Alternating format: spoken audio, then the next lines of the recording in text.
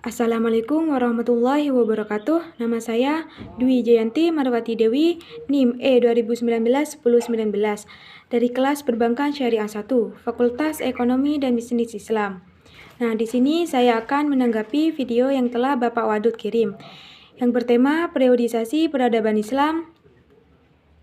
Nah, periodisasi peradaban Islam sendiri yaitu kemajuan dan tingkat kecerdasan akal yang dihasilkan dalam satu periode kekuasaan Islam, mulai dari periode Nabi Muhammad SAW sampai sekarang. Periodisasi peradaban Islam dibagi menjadi 3 periode. Nah, yang pertama, periode klasik pada tahun 611 sampai 1250 Masehi. Nah, periode klasik ini dibagi menjadi 4 periode. Nah, yang pertama periode Nabi Muhammad SAW pada tahun 611 sampai 632 Masehi. Nah, yang kedua periode Khulafaur Rasyidin pada tahun 632 Masehi sampai 661 Masehi. Nah, yang kedua periode Daulah Umayyah pada tahun 661 Masehi sampai 750 Masehi. Nah, yang keempat Daulah Abbasiyah pada tahun 750 Masehi sampai 1250 Masehi.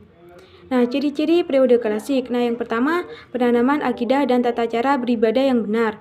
Nah, yang kedua, memperbaiki manajemen pemerintahan dan kemasyarakatan. Nah, yang ketiga, pengembangan ilmu pengetahuan. Yang keempat, pengembangan seni dan arsitektur. Nah, yang kedua, periode pertengahan pada tahun 1250 Masehi sampai 1800 Masehi. Nah, periode pertengahan ini dibagi menjadi 3 masa daulah. Nah, yang pertama, Daulah Mongol di India pada tahun 1261 Masehi sampai 1520 Masehi.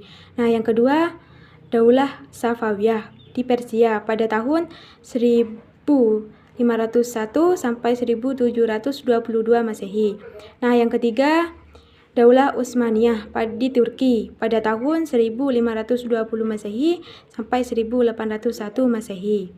Nah, ciri-ciri periode pertengahan. Nah, yang pertama, memperbaiki manajemen pemerintahan dan kemasyarakatan.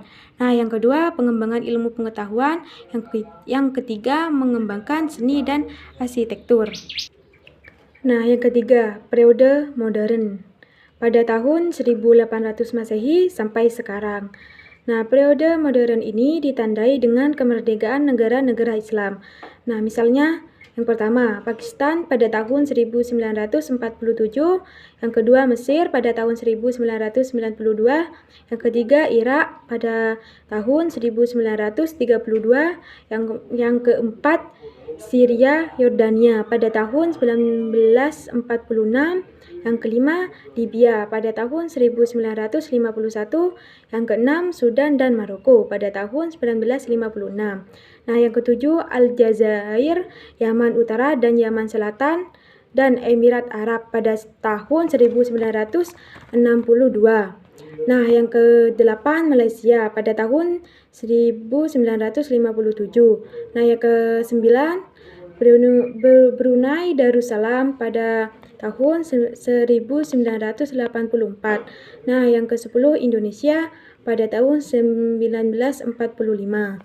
Nah, ciri-ciri periode modern ini ada 3, yaitu pembaruan dalam bidang akidah, pembaruan dalam bidang politik, dan yang ketiga, pembaruan dalam bidang pendidikan. Nah, setelah kita mempelajari tentang periodisasi peradaban Islam ini, kita bisa mengetahui bagaimana proses kemajuan dan perkembangan ilmu pengetahuan di bidang politik, pendidikan, dan akidah, sehingga bisa mencapai puncak kejayaan sampai sekarang.